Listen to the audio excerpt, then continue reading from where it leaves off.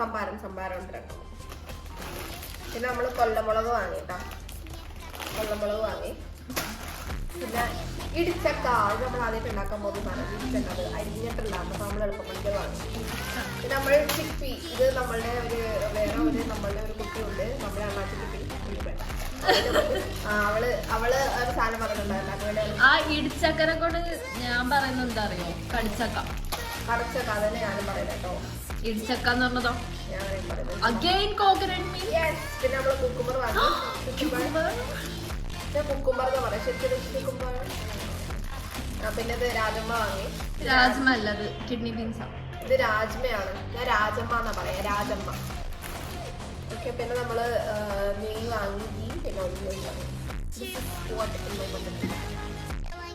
പിന്നെ നമ്മള് പത്തിരി പ്രസ് വാങ്ങി. പത്തിരി പ്രസ് വാങ്ങി. നമ്മൾ ഇത്ര നാള് എന്താണ്